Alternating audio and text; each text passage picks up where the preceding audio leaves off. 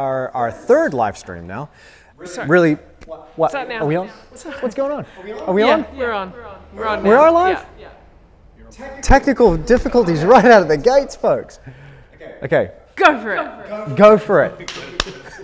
I tried. I was like, this is going to be perfect, and then I stressed, and then didn't do it right. Oh, Zoe, you had one job. I did, and I got it wrong. I'll admit. I'm sorry. Okay. Well, look. Okay, right away, right before we've even started, we're having technical difficulties. Welcome to the studio. It is a pleasure to have your company here once again for our third live stream, and this today, we're working on something completely different. You would have probably had a gut full of me painting waves. So today we're going to be picking up where we left off, well, where I left off. I don't think you did anything here. No. Where I left off quite a while ago. This commission, right, has been floating around in the studio for a very long time. Too long. My client has been very patient with me. And I figured it's high time that I start to add those final little details and get this thing out of here. And I've now kind of reached this point where I'm ready to like just get stuck into it and finish it off. Sometimes with a big project like this, you just end up getting mentally just so heavy with the process that you can't really find that little switch inside to just carry on. It just becomes so overwhelming, and this has certainly been overwhelming. And it's been looming in the background of so many YouTube videos. I now lovingly refer to this painting as Big Red, or the Red Monster. So I think probably we've got maybe 2 or 3 weeks of work left in it, and that would be some long hours. So maybe another 150, 200 hours. So today what we're going to talk about is all kinds of things. I've received all sorts of questions from you, either through the messages on Patreon or on that latest post that we made on the main page. So thanks for those. And we're going to start off today with Deb's question. And Deb had a question about how to pick up a painting or a project after a long absence. So I'll have Zoe read that question out, and we'll get started. Alrighty. So Deb's question is, she's wanting to know about continuing a painting after a long break. Is there anything I can do before I start the next layer? Oil out, a light wash of liquid, etc. Perfect. Now, last live stream, I spoke a little bit about oiling out and oiling in. I also mentioned that Michael Wilcox, who wrote this phenomenal book called Glazing, Traditional Oil Painting Practices. I forget the subtitle of that book, but the book is called Glazing. It's a brilliant book all about those traditional techniques. There's a whole section in there about oiling out or oiling in. And he was very critical of that process, and understandably so. Now, that said, even after knowing what Michael Wilcox was talking about, the issues that he was specifically talking about is when you're applying a layer of linseed oil to the surface of a finished painting as a way to bring back that luster. I mean, why would you want to oil out in the first place, I suppose, is a good question. And the reason is that, and you probably found this, like I'm finding here with this painting, is you get these patches that go between matte and gloss, and that can be quite distracting. And in fact, if you're just starting out and you're a beginner, that can be really distressing. Like a lot of people are freaking out because they're like, it's not drying the same. What am I doing wrong? So if you have an area that is particularly thick, or let's say paint like umber, you'll find that these paints end up, the oil leaches out of that paint and into the subsurface of the painting itself, into that linen. And they just are hungrier and hungrier for varnishes and oils. They always seem to just have that matte appearance. Other thinner paints, or let's say something like a synthetic phthalo green, for instance, and if you painted that very thin, that tends to look a little bit more gloss. Also, it depends on what you've mixed with it. To me, it's just part of the process now. I know I'm going to have some aspects that are going to be gloss and some aspects that are going to be matte, and it's just part of that journey of especially if working on a big painting like this. So I can see the patchiness all over this thing. Not worried at all. But taking Michael Wilcox's point into account, which is if you apply that thin layer of oil over the surface, it can be quite damaging to the painting down the track because that oil can then yellow or lead to disadhesion, and it's not a very permanent layer to be adding to it, and it could lead to those problems. However, that said, I'm going to do it right now using Liquid Original, and the way I'm going to do it is going to avoid a lot of those problems, and I'm going to explain how. So you might have seen I've donned my plastic gloves, my nitrile gloves.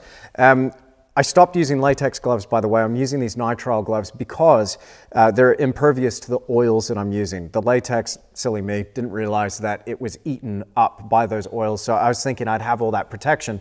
Look down and there's no latex left on my fingers. It's all melted away. So pretty dodgy. But the plastic gloves are great because we might get a little bit on our hands. I'm using a clean rag. White t-shirt material is fantastic for this. So it's got that right mix of synthetic and cotton. And also I'm going to be able to see if I'm lifting away any pigment here with the rag. And the other thing we're going to need is a clean brush. And I'm going to apply this technique to a dry painting. So I'm going to prepare an area of the painting because it's been several months since I've painted on this thing. I'm going to prepare an area so I can see what I'm doing. And we're going to talk about how we're going to do this. So what I'm starting off with here in this little ramekin is Liquid Original. So this will hopefully answer your question, Deb, and we've got loads of questions to get through today. Now, I'm using a big filbert bristle brush. You can use any shape you like, but a clean brush, clean dry painting, and work that into the brush itself. Have your rag ready, handy, ready to go. And let's go to a wide shot so people can see kind of the scale of this painting. You got me there, Liam? Yep, cool. All right, so as you can see, big red, right? It's huge. It's a monster. But, and it can be quite overwhelming when you're coming back to a project like this and thinking like, what the heck am I going to focus on next? I'm going to just take this one piece at a time and one zone at a time. And I've kind of fixed my mind on working in this little corner of the painting right here.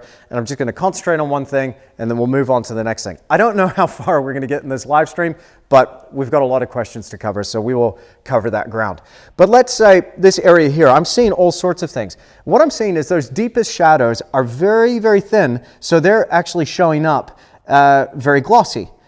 Some of these thicker areas have gone matte. So what I need to do is bring that back to an even luster. With that liquid on the end of my brush, I'm going to just start working it into that surface. Now, Liam, if I move here, bro, can you get me on that side? How's that? Now, as I do this, I can also see in the reflection of that light, the lights above as well, I can see those shadows starting to deepen. And I'm doing this so I can gauge how deep my shadows need to go, how light my highlights need to go. This brings everything back into an even luster. Now, this is only half the process. I'm just scrubbing it across that surface. Now, as you can imagine, you can hear right there through the mic, through that little lapel mic, you can hear that rustling of the texture from that bristle brush. You've got to do this on a dry painting. And this is completely dry now. It's probably even ready for a final varnish if I wasn't going to work on it anymore. Now, I'm not sure if you can pick that up right there, but maybe a little bit of a sheen there, Liam, from the other lights. Can you see that? Just sitting on the surface? Now, this is the way I'd prepare this sort of area, and I'm just going to paint this across. We'll take into account this spot as well. I don't know how far I'm going to go today,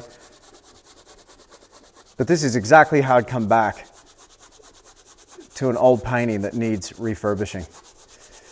Some reworking, the last final little details. Now, was that all of Deb's questions, Zoe, or do we have a second part to that question? I feel there was a second part there.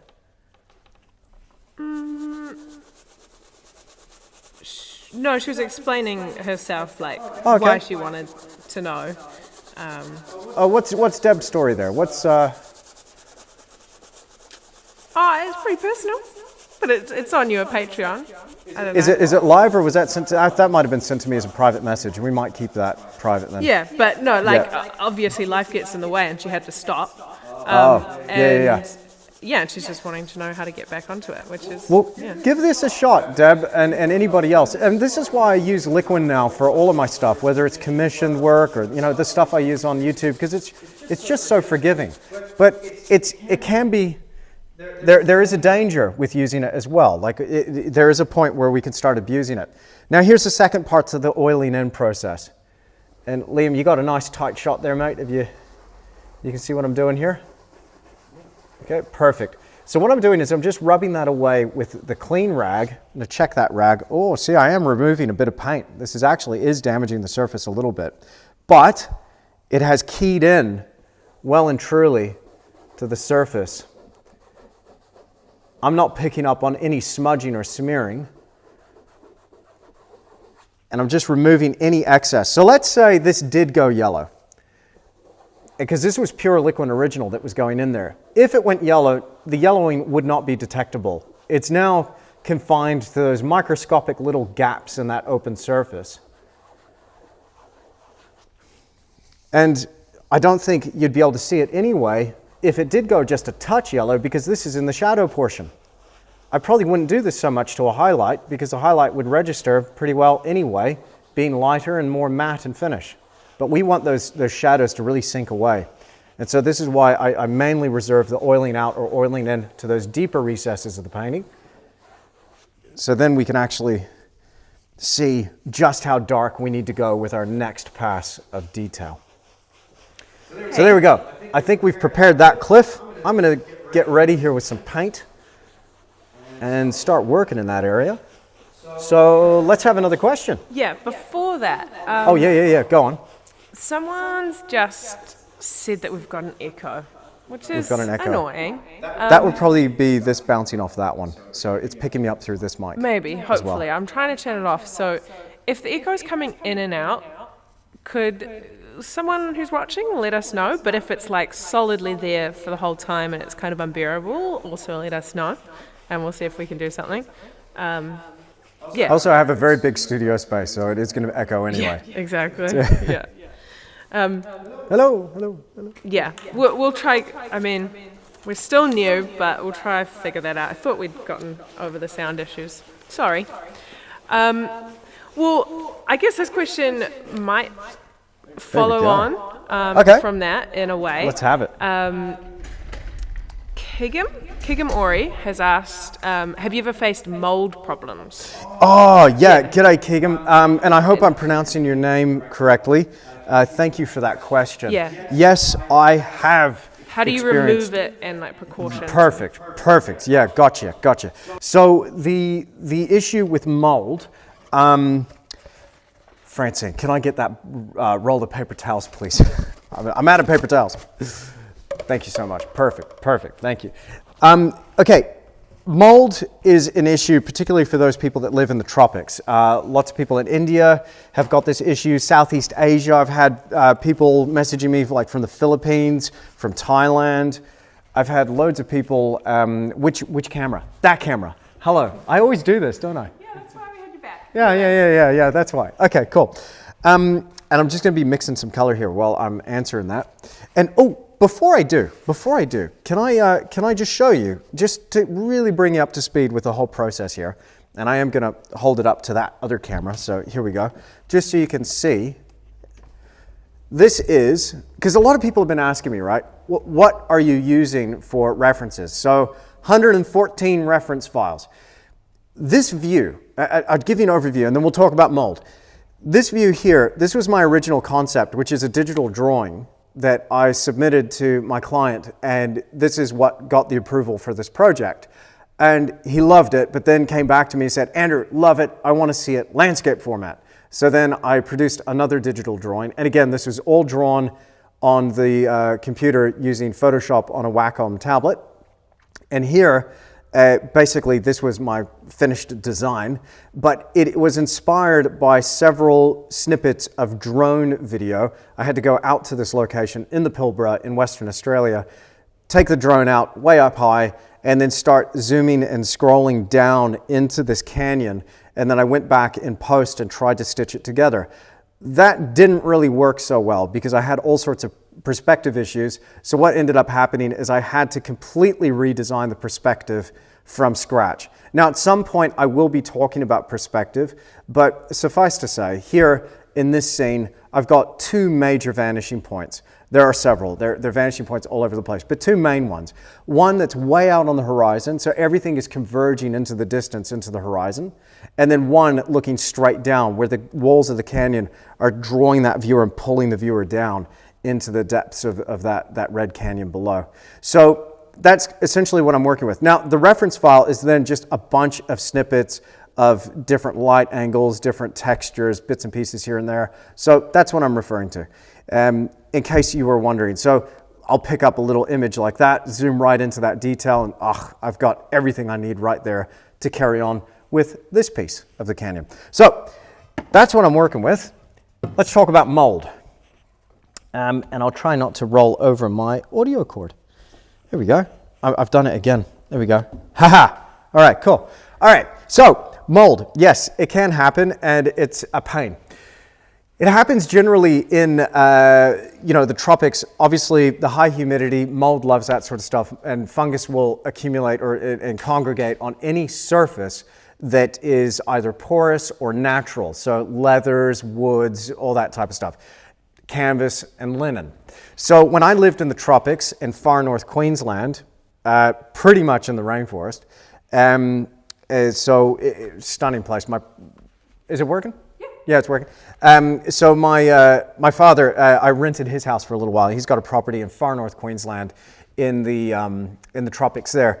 And I took a whole bunch of my paintings. I was living there for a year, and I was working on paintings, and I found the backs of those paintings went green. It was absolutely disgusting, and I freaked right out. So here's how I got around it. First of all, don't freak out. I don't know if it's going to be an issue that is going to be like a disaster immediately, but eventually I think it will start to eat away at the painting itself. Here's how I would get around it now if I was still up in the tropics. I would change my medium, so I was working on a rigid panel. I would adhere the linen or the substrate, the surface that I'm working on, to that panel. I'd prime the back of that panel, the sides and everything. So now I've got a sealed shell. So moisture does not actually enter that substrate at all. So if it's MDF that's unprimed, forget about it. It's going to turn bright green. But if it's plywood or something like that, and you prime it thoroughly, even primed MDF might be okay, but you've adhered then a nice layer of canvas or something to the front, and that's what you're painting on, and then varnish that painting. If it does go moldy, it just becomes an issue of just working the surface with a cotton bud and some water to remove that mold. I don't think it's going to damage the painting at all. But let's say you were continuing to work with your canvas, just a stretcher or a strainer, and you had an open back to that canvas. Then Keegan, what I would do is and I did this, and again, use caution, maybe experiment with this a little bit. Mold doesn't like dry temperatures, so if you can work in a more humid environment or put a dehumidifier in the room, great. But you can change the pH of the surface, and that seems to keep mold at bay. And one of those ways is to use something like bicarb soda. You can actually take your painting, flip it down, if it's dry, of course, and actually rub some bicarb soda into the back of the canvas or the linen. Make sure that bicarb goes down in those grooves, and then the mold won't grow. It'll be too alkaline of an environment for that mold to take hold. That said, I don't know about the long-term archival effects of that practice. Things like bicarb, salt, and sugar are hygroscopic. They have an affinity for water, so it might even soak up even more moisture out of the atmosphere. So check it out. But I hope that answers the question. But my best recommendation is move away from the stretch canvases, start working on panels. Cool. How we doing? Still working? We got technical issues still? I think my microphone might be echoey, but that's okay. Okay. Sorry, guys. Okay. I feel like this might be a little bonus for people who are tuned in right now. Oh, okay. And then we'll do like an hour for the normal time. But Eastern Standard Time has daylight savings. So we're an hour early. Are we an hour early? Yeah. Daylight savings? Yeah. You didn't tell me. Yeah. You're going to tell me. It's their fault. It's your fault. What are you doing? Wow. So let's just get painting. Let's make this productive. So does that mean we have to stay till 4? We're gonna have to stay No, we'll till stay 4. an extra hour. Like do 2 hours. Do 2 hours. Yeah. How long are we supposed to go? Good for go to? Well, Do it. I said Whatever. an hour. I'm having fun. Are you having fun? I'm having a great time. Cool. Yeah, we'll just Let's do get 2 to work. hours all up and an hour. Liam, I'm boiling. Is that heater on, bro? No. Let's. Oh, okay. Okay. If it, no, you'll see on the switch over on the wall. Burning up, man. Burning up. Okay, let's get on with work. Let's do a little bit. So I've mixed up a dark color here. Have we had any palette cam so I can explain? No? No. I'll just Yes. explain quickly what I'm mixing here. So I've got some paints, different colors, nice pretty colors, laid out in my usual fashion. This is permanent crimson, absolutely love it. It's an alternative to alizarin crimson, light fast. I'm mixing that with a bit of phthalo green. This is a great deep tone to use for some of these deep shadows. I'm going to use a Tish dagger, and I'm also using this synthetic filbert. Beautiful brush. So let's start sneaking in here and getting some little bit of delineation between some of these crevices, and we're going to start literally carving this rock surface and getting that really chunky, really gnarly. Awesome. So everybody else in the world who is not in the US is tuning in right now, and they're on time, correct? Yeah, all of the 14. Oh, that's why we have the replay. Cool. Look, it's a pleasure. Even if I'm just hanging out with one of you, it's an absolute pleasure. So I've got this dry brush here so I can actually move that around. And what I'm doing here is actually applying a bit of a glaze, more or less. Check out this. We'll take this little piece of rock. That's a rocky slab that is peeling away from the cliff face. We'll just sneak this brush in here and we'll see if we can add a little bit of separation. And this is what I love about this part of the painting process, is that you can just get in there and just start to add an aspect of three-dimensionality to it. And again, not much medium here, just a touch.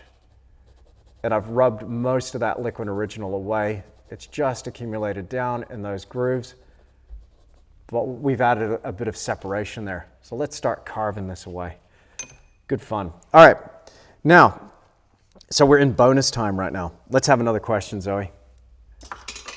We've talked about mold. Yeah, well, maybe it's a multitasking question. So Okay, here we go.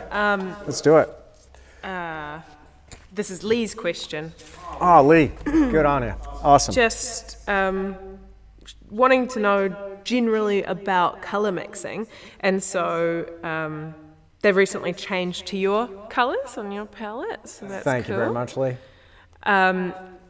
But so they want to know, did you put aside time each day and how long to simply practice mixing and matching, or did you just Yeah. figure it out as you went? And what are the best ways you'd say to improve your color mixing?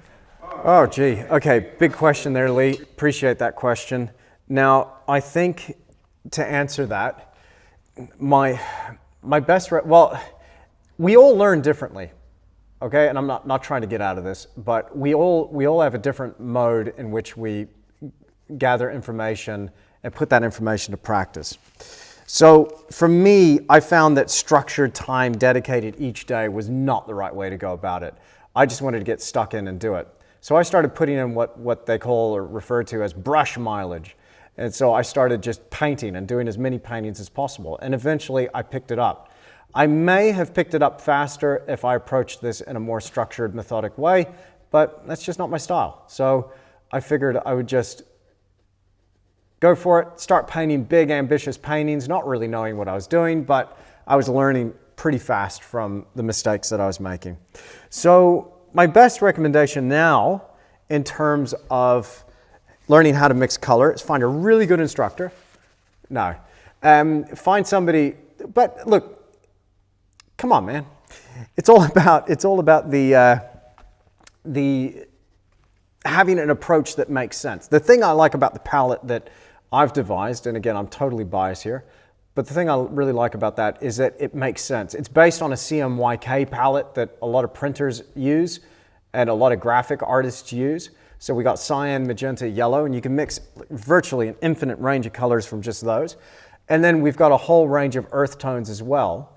And it's about just trying to observe what nature does and do your best with each painting to match those colors and just playing with it. I just think just get stuck into the painting and it will come.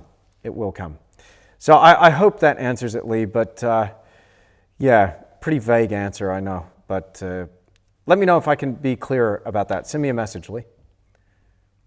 But thanks for being here. Thank you, everybody. all two of you, for being here today. There is the color mixing challenge. Oh, the palette challenge. Palette That was a cool challenge. That was a really cool challenge. Yeah, if you haven't seen the palette challenge, so you might see, Liam, can you just train the camera down here, bro? See all these little color cards down here? So this was a palette challenge. Zoe picked these cards out at random, and I had to mix using the palette that I talk about in that particular video. I had to match each of these cards, and I think we nailed every one, didn't we? We did. I'm just going to go with it. Yeah, totally. I think there was one at the end that... Thanks. There was a little dodgy? I was thinking, like, the lighting was off on some, like, we had glare and stuff, so we edited it out to make it look better. But one I couldn't quite adjust out. So. Oh, now they're on to me. Now they're on to me. See, it's all done in post. It's all editing. Maybe. If you get a good editor, they can make you seem really clever. Yeah, no. But no, check out that video because it's a great little color mixing exercise that is really quite helpful for getting your mind around what colors do. So can you see this separation is starting to come out here, and I'm quite enjoying that. And just adding a little bit of deeper tone down in the crevices. Now, I not only could do that with a darker color, but I could come in there with a lighter color. Turned off? Okay, I'll come back to that. So I'll come back over here to this camera, Zoe.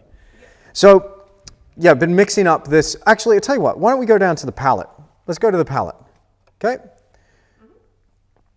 So I've got that dark shadow color there. I'm just going to mix up a little bit of lighter color. We've got Creminence white and titanium white mixed there. That is about a ratio of 2 parts Creminence to 1 part titanium. This over here is pure titanium in case I need that for that white there, in case I need that for the real zinging highlights. So now we're going to mix up a little bit of a paler purpley highlight because there's some beautiful pale, almost bluey purple, gorgeous little rocky shelves that are facing that open sky. Might strike you as a weird color, but we're going to use a bit of ultramarine, quinacridone magenta, a little bit of permanent crimson, bit of cadmium red, mix a bit of that white in there, and just a touch of liquid original for a bit of flow, not too much. Again, I get loads of questions about the medium all the time, so I'll just address one there. Sarmed, and again, I apologize if I'm pronouncing your name wrong, but Sarmed, you were asking a question about medium and amounts and all that. First, refer to my video on YouTube about oil painting mediums. And the other one, check out the latest live streams. There's a couple of live streams there about where I do talk about the mediums. I'm just thinking while I'm talking. Very dangerous to do that. Yeah, so the last couple of live streams, I think I covered a bit of that stuff. So check that out. And if that doesn't answer your question, get back to me with what you're specifically struggling with there, and we'll do our best to answer that in the next live stream. But generally speaking, when it comes to mediums, I keep the medium to as low a level as I can, just getting the benefit of the effects of the medium without the drawbacks. So one of the biggest issues that we have with mediums is disadhesion. We want to make sure that one layer sticks to the next layer, and if we use too much, that's when it can be a real problem for us. So that's why I say no more than 25% or 1 part medium to 3 parts paint. With liquid, the fat on lean principle kind of goes out the window. As long as every layer has got a little bit of liquid in there, I've got good adhesion across the layers. So hopefully that answers those questions that were coming in about medium, specifically how much and when to use it. So again, if I can be clearer, after you've seen those previous two, if you didn't catch the other live streams, if I can be clearer, just hit me up through the message or the page, and I'll do my best to clear that up. Cool. We got another question? Yeah, I might piggyback on that. Cool. Let's do it. And ask, Charles has... Hey, Charles. Has asked, they're using... water-soluble oil paints. Oh, yeah. Okay. But I don't know, it might be in your expertise. They're just wanting like a potential replacement for Winsor Newton liquid. Okay, some people are having an issue with the toxicity of Winsor & Newton liquid. One of its drawbacks is it has a fume to it. There's a volatile component in there called butanone oxime, which is listed as a carcinogen. Don't freak out. So many other things are also listed as carcinogens. So it's good to exercise caution. First of all, when you're using it in an open space, you want to make sure you have as many other people in there also breathing in the fumes so that you share it around. Because if they're breathing it in, it's less fumes for you. I'm kidding. Don't freak out, guys. It's all good. It's all good. So I got the worst sense of humor ever. I do. No, okay. So you're going to go quickly to look at a camera, look at the one that's pointing at your face, not that I'm one. still getting used to this thing. Again, so if you're going to use the liquid, then what I'd recommend is a nice open space. Really helps. Plenty of ventilation. Some people are in colder climates and they can't have that open ventilation. So there is a product that I do recommend, which is actually pretty good. And this is the original oleo gel made by Rublev. So this here is solvent-free gel medium of linseed oil. So it's got linseed oil and fumed silica. This was originally created by Giorgio Hanlon and Virgil Elliott. I think Virgil actually invented this stuff. And so this is the original, the good stuff. So you could use a traditional ground of just linseed oil and oil paint, and then as you're adding to the layers, go ahead and add some of that stuff in. But there you are going to want to follow that fat on lean principle. So alternative liquid, I will bring some demos out that are all about this, but you'll, you can't go wrong with the oleo gel if you stick to a minimal amount. Okay. Do you want to just really briefly, because like Samir was asking, does liquid make the layer fatter? And there is kind of a couple questions about fat on lean and that stuff. If you just want to explain that. So it doesn't make technically when you're adding like oils and resins, which liquid is oils and resins, it is fattening it up, so to speak. But again, I'm not too sure exactly what's in liquid. I haven't been able to find the recipe or the ingredients. I just know that it's got waxes, oils, resins. It's an alkyd resin. So basically, it is making it fatter. And if you were going to use it as a traditional medium, you would want to be using more of it towards the end. But again, treat the amount of medium that you're mixing in there like the speed limit. Let's say 100 is the speed limit. So if you're building up the painting, have just, okay, I use that analogy because it's like you don't want to obviously go over the speed limit. But let's say you were just going to start off your painting, mix just say about 10% in, move that up to 15% in your next layer, up to 20%, but then no more than 25% in your final layer. For me, it goes out the window. I don't pay any attention to that. As long as every layer has got a little bit of liquid in it, no more than 25%, I've got great bonding and adhesion between those layers. All good. You're good to go, Sarmed. You're good to go. But good questions, good questions. Again, any technical stuff like this, I really recommend Virgil Elliott's Traditional Oil Painting Facebook page. It is phenomenal for information. It is great. I'm rolling over that audio cord, sorry. So search that, Traditional Oil Painting, Virgil Elliott, Facebook, and join that page.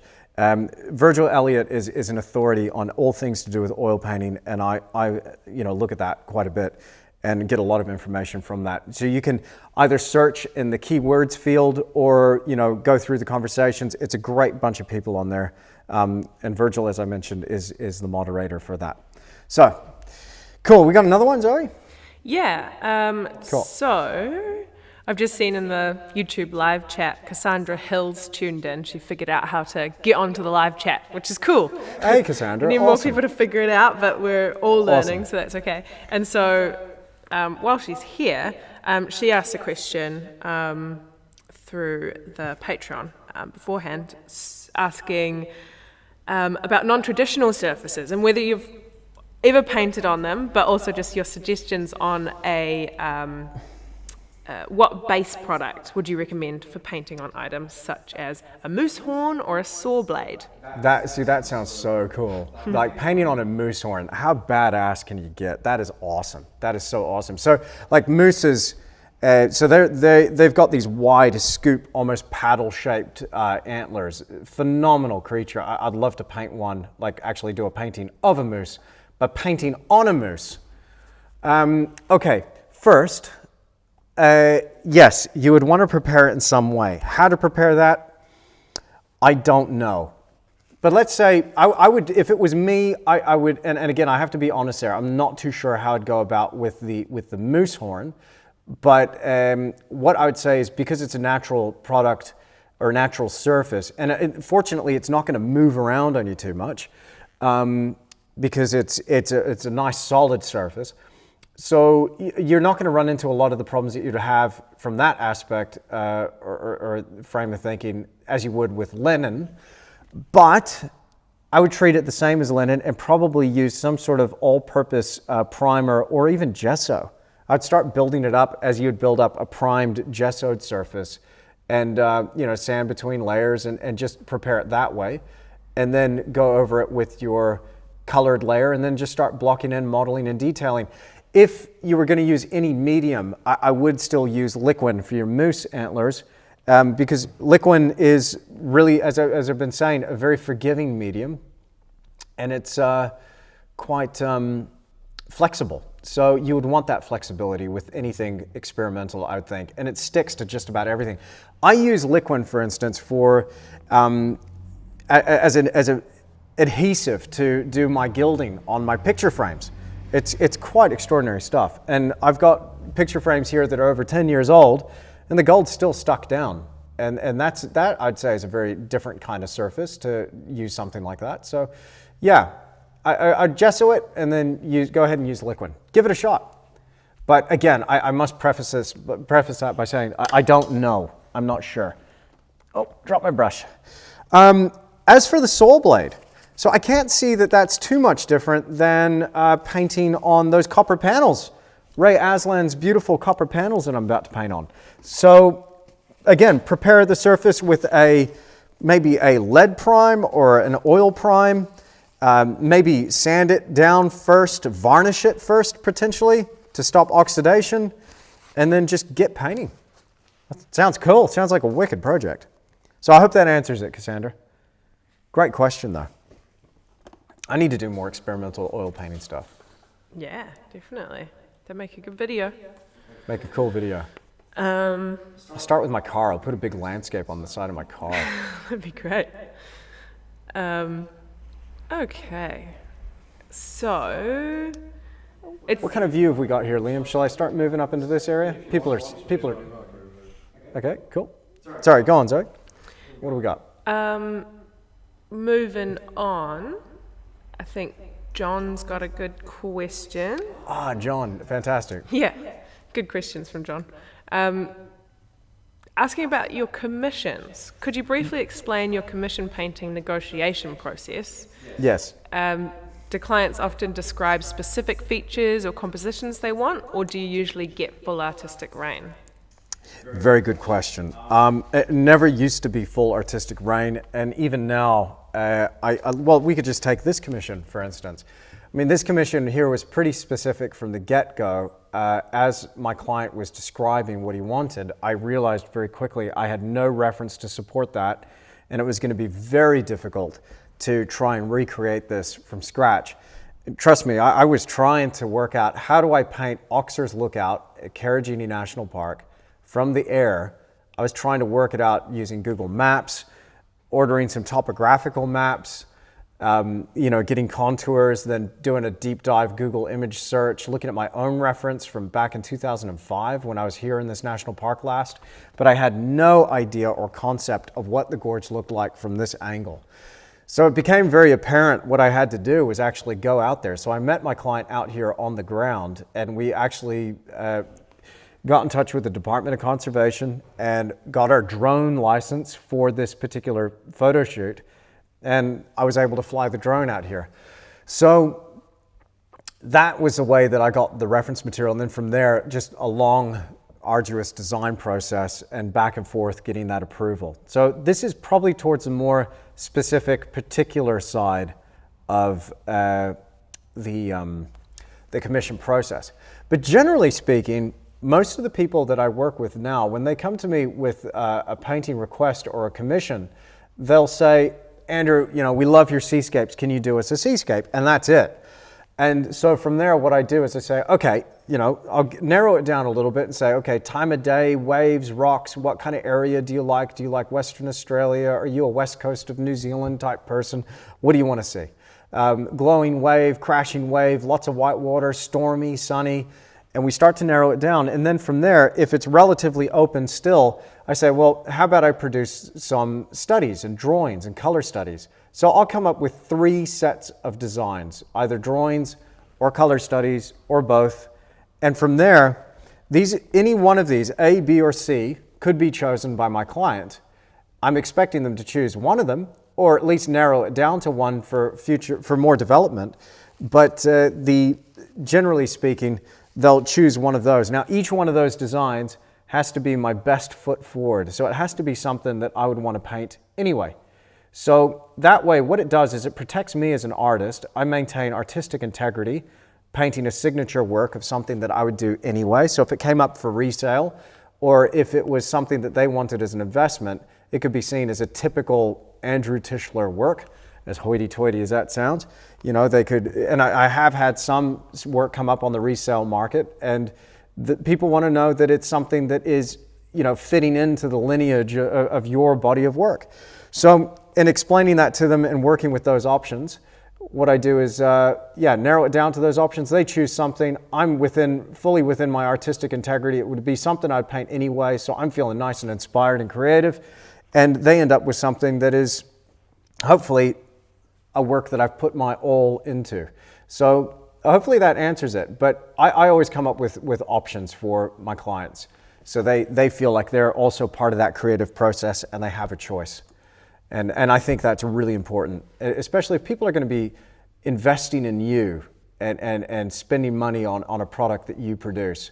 You'll want to make sure you have happy clients. And that's been a way that I've been able to maintain relationships with my clients over the years. And most of the clients that I have that have commissioned stuff, they own more than one. They do come back for other works. And I think building those relationships and really working on those relationships is key. But hopefully that answers the question, John. Great question. Thank you for that. Have we got another question, Zoe? Yeah, of course we do. Nancy Willinem asks, G'day, Nancy. Generally, how long does it take you to paint a study? Like the eagle, for example. I start a study and 2 days later I'm still working on it. Yeah, that's a sign that you're spending too long in the study. I have a feeling that this question we answered last week. Did we get a last week's question snuck in there? I'm going to answer it again. That's a good question. It's maybe worth answering again. It just sounds familiar. Maybe it sounds familiar because I was reviewing it. And, I kind of agree. I don't know. Maybe. Okay. Well, we'll I'm answer it scared again. all these. I don't. We'll answer it again. So basically, if you're working on a study for a couple of days, it depends on what kind of study it is for what project. If I'm working on an epic painting, I'm going to want to do a detailed study. Maybe it will take 2 days. But for the eagle, and for the people that aren't familiar with that painting, it was a 20-inch by 30-inch painting. So not terribly big, kind of medium-sized. The study for that, one sitting, probably about an hour, 2 hours. That's it. The design and the drawing aspect of it, which is also part of the study, maybe closer to a day, but that was like the detailed part of the drawing process, which really informed all of those intricacies of the painting itself. But for a color study, which I'm going to assume you're talking about, Nancy, for a color study, you don't want to be spending any more than about an hour. You just want to kind of shoot from the hip, get a really good idea what your colors are doing and your composition, where are your darkest darks, where are your lightest lights, where's the most saturated aspect, and a lot of that stuff you can get done in about an hour. So hopefully that makes sense. You're probably spending too long on it if it's just a study. Maybe just step back a little bit and loosen up and just get down the bare essential bits of information so you're not going into your project blind, but you've got just enough information to be able to get cracking. Hopefully that answers it. Okay, cool. What's our next one? Good question. Okay, so Chris is asking about tips. I guess this is kind of good for what is coming up soon, but tips on what brushes to use when... Get a wider view a little bit out to here, Lee. Thanks, mate. Go on. When... to yield best results for figure and portrait. Yeah. Yeah, that's one part of his question. Then just... Yeah. Can you talk to that first, I guess? Okay, I'm gonna need you to kind of frame that. Yeah, sorry. So, what brushes to use for best results for figure and portrait? Okay, I haven't done a lot of figure painting. Need to do some more figure painting. But what brushes to use for that? It depends what part of the process you're in. Oh, is Briar saying hello? Go on, she can say hello. People want to see Briar. Yeah. People want to see Briar. Call her over. Before we do, I'm going to call her in, and because people last time were like, "No, have the dog here." Liam, you might want to. Oh, you can zoom down here. Briar dog, come here, girl. This is Briar dog, or Briar. She's a rescue puppy. She was working out on the fields, weren't you, on the farms? And you didn't want to work no more, did you? You decided, no, I want to hang out with an artist for the rest of my days. And poor you. Now you're dreaming of sheep. And you have to sleep pretty much all day until we go throw the bowl. And we're going to throw the bowl after the live stream. So she's a good girl. But you might hear Briar now and again. Yeah, I know. This is the sign right before we go and play. But we're not ready to play yet. So she might bark in the background occasionally. But she's quickly become my best mate. She's just awesome. We've had her about 5 months, maybe 6 months now. So, all right, Brian, not ready for a walk yet. On your bed? On your bed? Good girl. On your bed. Quick. Good girl. On your bed. No, you're stalling. So, brushes for portraits and figures. Oh man, have I got a treat for you. And that was from John? No, Chris. Mm-hmm. Chris, okay. Chris, great question. Figures and portraits. I need to do some more figures. It's tough finding figure models here in the small town where I live. But I will be doing some soon. But with portraits, the next full tutorial that's coming out is an alla prima portrait, and it was painted entirely with these things, these dagger brushes, which are just fantastic to paint with. Love them. So I've used a variety of sizes, but when we're starting painting, I'm always working general towards specific. So I'm starting off nice and broad and loose with big, chunky, expressive brush marks, and then kind of getting in there with some finer brushes like this one here. This is about a 1/4 inch dagger. You gonna zoom in there, Liam? You don't have to, it's all right. But generally I'm using a 1/4 inch, a 1/2 inch, and then a full inch for those. And this is really one of my favorite things. Now, as I begin to refine the painting and build up detail, I'll start moving to synthetic. So here I've got a number 2 evergreen long filbert. Again, these are all Rosemary & Co brushes, and if you're curious about the brushes, you can find full sets of those on Rosemary & Co website. So, and I'm just telling you because this is all I'm using. And again, full transparency, I've been an ambassador for Rosemary & Co for a little while, and they support what I do. They're awesome people, and they're wonderful. But I've never painted with better brushes, and it's not just because I'm saying that. Like, I just genuinely love these. Now, this is also a dagger, but this is an ivory dagger, and this is a synthetic brush. So this one is perfect for finer lines and all of that stuff that I'll use this plenty for the later stages of applying like glazes and very fine, sharp, delicate shadows. It's really beautiful for that. But again, start off general, bristles, build up your thickness and brushwork, especially for portraiture, and then work your way towards those specifics with some finer brushes. Hopefully that makes sense. But great question. Awesome questions. And again, thanks for being here. Thanks for your support here on Patreon. I really hope you're getting something out of these live streams. I really love hanging out with you here. This has just been so cool to start doing this and spend some time with you. And so yeah, I hope that you get as much out of it as you can. And if not, hold me to the fire. Make sure I answer your questions. Make sure I go down in as much detail as possible. So hit me up through the messaging or on that on the page by just posting your question or comment to the main page. Awesome. Back to work. Over here. What's next? I think we're going to do some slabs of rock right here. I'm thinking about, the thing I love about this is that this landscape, right, tells a story about the formation of it. You know, you see all of these little chibbled rocks, and ultimately they find their way down into these bottom little reaches of the landscape. But then you get the water and these giant floods that wash these shelves of rock clean, and that accumulates in little areas here and there. I just love the geology that you can see evident here in these little areas. We're just going to start to chip away at some of these shelves here. Have we got a good shot on that one, Liam? We can go a little bit closer. Let's go a bit closer there, mate. Awesome. Oh, I reckon we could do another question now. Zoe, what do you reckon? Yeah, cool. All right. People are tuning ready. In. People are just tuning in. So welcome to the live stream. We were an hour early because we forgot about daylight savings time. Sorry. You can go back and watch the hour that we've already done at a later date. Good though, because I think like we've been able to get through almost all of the questions that have been asked, beforehand. So people that kind of knew they wouldn't be here. Yeah. So it's good. They can watch in their own leisure, and everyone who's tuning in live will have another hour with you. We meant to do that. Totally.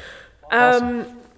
Something that Rowan said, this is just another quick question maybe. Oh, Rowan, treehouse master. Oh, yeah? Dude, he builds the best tree houses of all time. Like, seriously. Speaking of...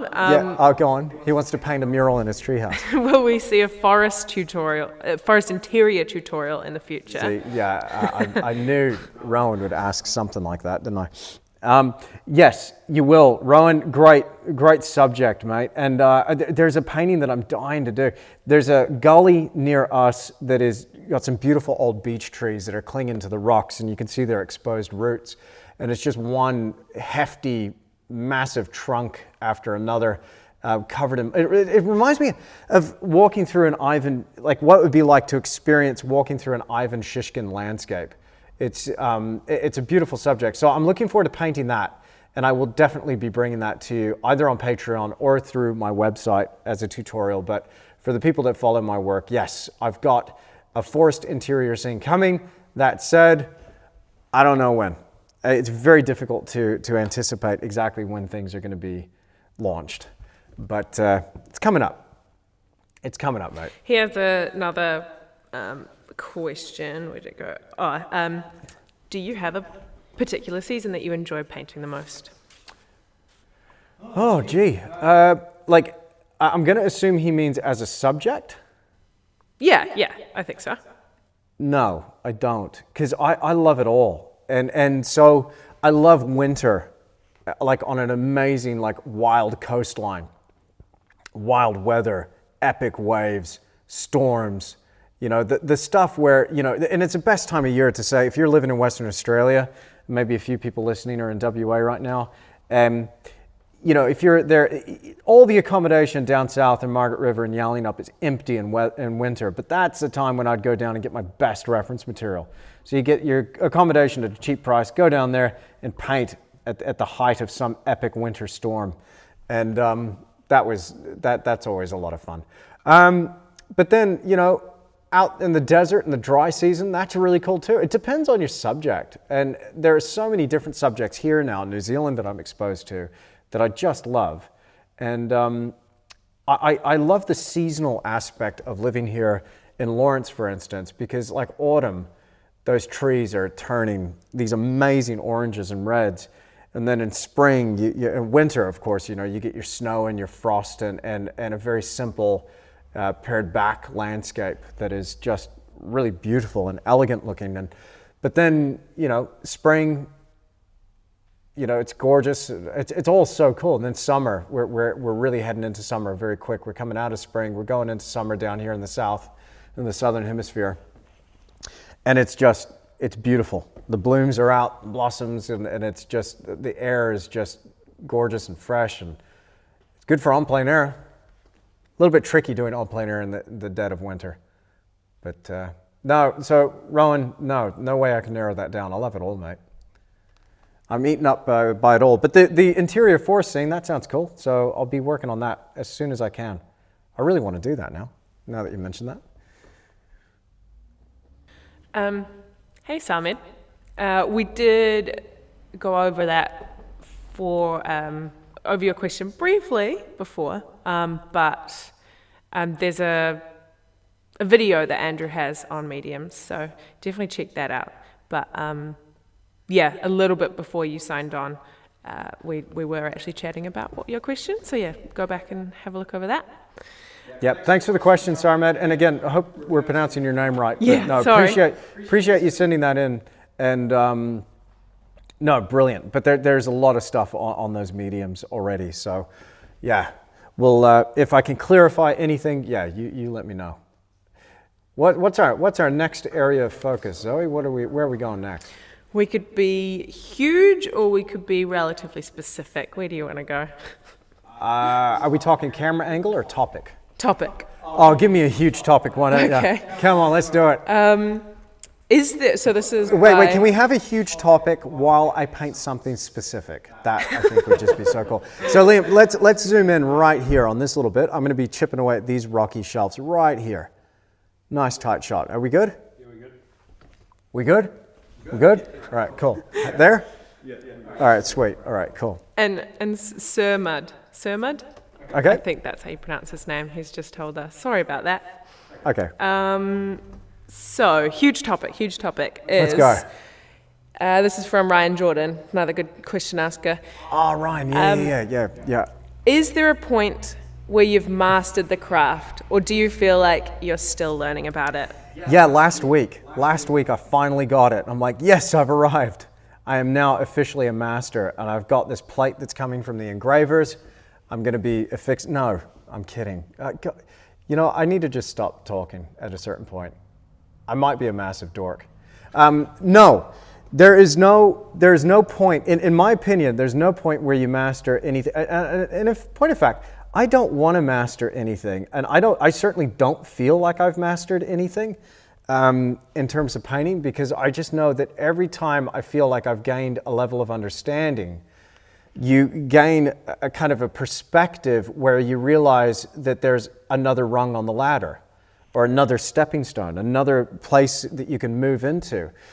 It's really difficult to have a big head about painting when you step in front of an original Rembrandt or Caravaggio or Ivan Ivanovich Shishkin or Isaac Levitan or John Singer Sargent.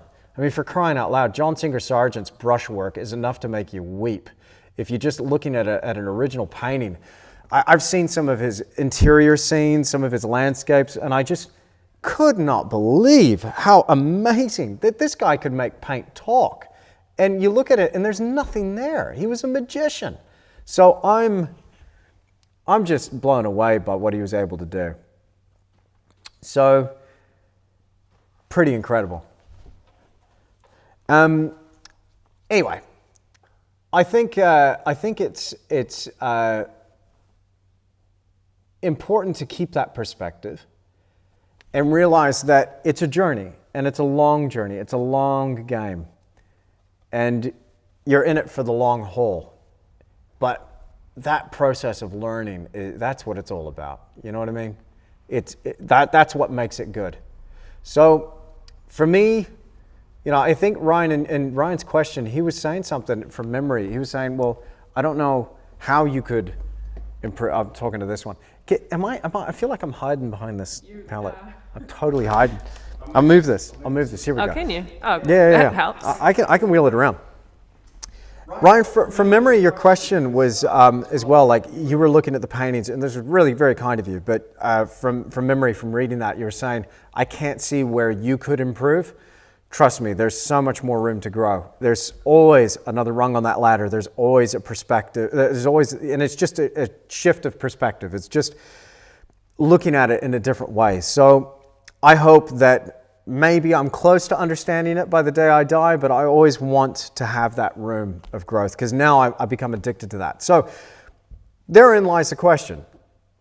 Am I ever happy? And no, never, to be quite honest with you, because what ends up happening is I get to a point where I look at the painting, I might have a modicum of satisfaction going, oh, I did that, it looks okay, but I missed that opportunity. That needs to be done. And to avoid getting bogged down in repetitive, abortive work with the same painting, my motto is fix it on the next one. So every painting becomes another rung on the ladder, and you just keep improving by carrying those lessons and those little fixes into the next project. So again, every time I step up to the easel, I'm being challenged, and I hope it stays that way. That's where the fun is. That's the best thing about painting, I think. So great question. You were right, Zoe. Huge topic. Huge topic. Yep, that is a huge topic. I hope I answered it. I felt like I mumbled a lot during that, but and it was rambling. But hopefully that makes sense. Does that make sense? That makes sense, right? Yeah, definitely. Makes Always sense? growing, Okay. yeah. Okay. Well, Teresa Manning has jumped on the end of that to ask, was there a time when you discovered you could meld multiple reference pictures into one image, or have you always been able to do that? Are you just like that amazing, or have you learned it? Yeah. All right, let's get rid of that idea. But I was very lucky. I had the right father, and you know, a parent that was really in my corner, really cheering me on, and was helping show me the ropes of what to do, you know, artistically with realistic painting. And I learned a lot of those tricks and tips from my father. Tom Tischler, who you might remember from a podcast that I did recently. And Dad's agreed. I just asked him a couple of days ago to come back onto the podcast with me and join me for another interview. I'm looking forward to that. So got loads of requests in going, interview your dad again. So it's coming. But Dad, yeah, he basically taught me how to use reference material as a tool. When we are experiencing a landscape and walking through the scene, what ends up happening is we're taking note mentally of all these different aspects, from the vegetation to the atmosphere to the textures and surfaces, and the landscapes change as our position within that landscape changes. So why do we stick to and adhere to one fixed point of perspective, of just one view from a static camera position, when our experience of the landscape is completely different? Our experience is moving. We experience the landscape more like you were shooting it with video. So hopefully that makes sense. I tend to just kind of roll with that and get as much information as possible about it, and then pick out the best aspects of that scene. Are we working? Is it working? Yeah. We're having a technical issue. No. No? If you hadn't have addressed it, it would never have been an issue. Oh, wow. See, I've got these, you know, all this stuff happening. Oh, here we go. Okay, you're around that leg. No, you'll be all right. Can he make it? Liam can make it work. Liam can do anything. There we go. All right. Yeah. Oh, I'm blessed to have a good team here, folks. Shout out to Liam, to Zoe, and to Francine, who's here today, doing a little trial with us and checking out if she can handle working with somebody insane like me. We will see. Okay, have we got another question, Zoe? Can I riff on something while you're sorting out technical stuff? Yeah. Got like a technical question, which isn't fitting, but anyway, glazing. Yeah. Well, I'm kind of glazing right now, so perfect. Oh. I'm totally glazing right now. Yeah. Great. So this is from Belinda Pennington. Oh, g'day, Belinda. Belinda always asks great questions. Yeah, from Mexico. Oh, cool. Awesome. So the other day, so she said, I noticed you painted a cool glaze over the snowy mountains. Oh, yeah. With the rock painting, right? Yeah, in the yeah. glacier video. Yeah. And the warm glaze over the sky in this lesson? I don't know. But Yep. do you apply a glaze over the entire painting? If so, how do you decide what section gets cool and warm colors? I'm going to go ahead and say I feel like we've answered that one before. I think we're getting some last week questions mixed in there. But still, I'm going to address that again, Belinda, because it's a great, and that's our fault, Belinda. That's not you. I think we've got some older questions that have snuck in there on the list, but it's good because right now, and you got me up here, Liam. We're good? Okay, so yeah, I'm applying glazing now. I'm applying some cool light glazes to the top surface of the rocks and some dark, warmer glazes into those recesses and shadows and kind of zinging one off against the other. The cool and warm, it's just a slight contrast, not too much. But how do you know? Well, it depends on what you're going for, what you're trying to achieve. And that all comes down to direct of what your landscape's actually doing. So I try to pay attention. So let's say in that, what's happened? We are having technical difficulties. Finally. Okay. We're on? Potentially. Okay.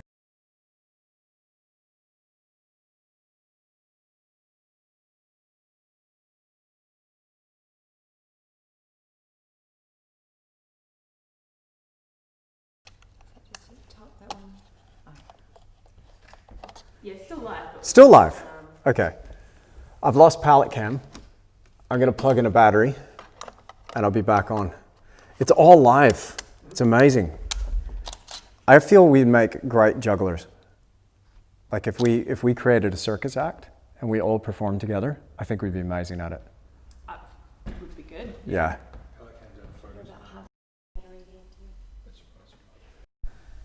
Oh, interesting. Cool. Okay, there we go. Are we good? We're on? Yep, not that one though. Just turn it off and on again. Perfect. All right. The joys of live streaming, right? Well, while we're sorting out technical issues, I'll get a quick drink of water because I am parched. All that nattering. Okay, so we're back on? No, it's not going to go. Yeah, we need to buy better things here. All right. I feel like it might be a cord issue. Try that one. No, it's fine. It's the just need to come. Not really. Maybe it is a cord issue. Is it plugged into You can. So I've just unplugged and plugged it back in.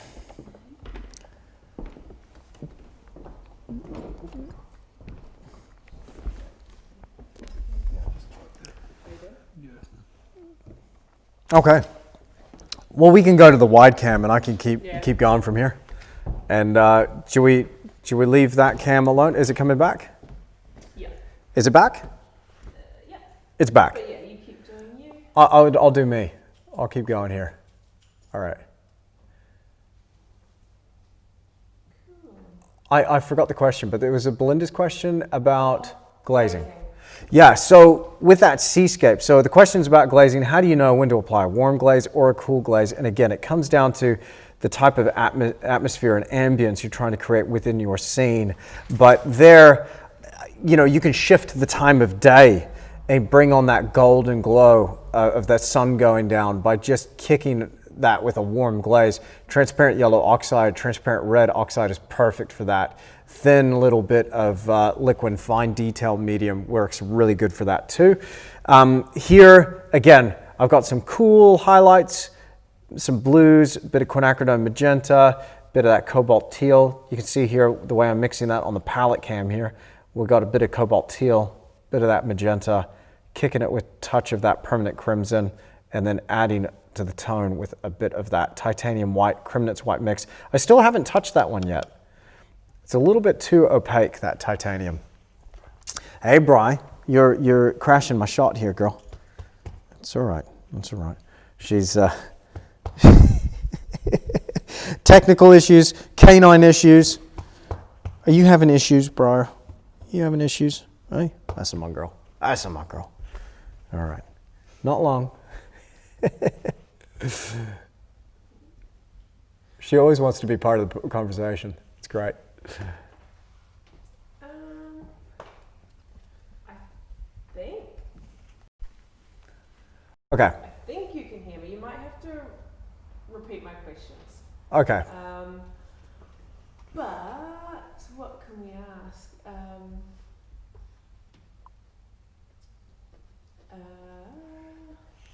Liam, am I getting in the way of that shot? You can see me okay? You can see what's happening there? Okay, sweet. Briar, on your bed, love. On your bed. Quick, on your bed. Quick. I use the voice. On your bed. On your bed. Good girl. All right. Yeah, things and stuff. I'm a fan, Zoe. I'm a fan of it. Yeah. So I'm going to talk a little bit more about carving out this cliff face, because what we're doing is we're, again, starting very generally, and what you're seeing, if we get a nice wide shot here, Liam, what we're doing is we're working towards, very general and honing in on specifics. And you're actually seeing the painting here at every step of the process. We've got blocking in on that far side. We've got our intermediate modeling here with the what I call like the comic book striations and the separation of these sedimentary layers here.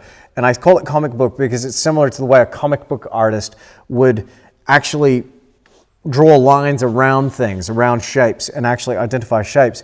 And then from there, then we begin honing in on areas like this and working on the individual facets and all of that. So you're seeing this at every single stage.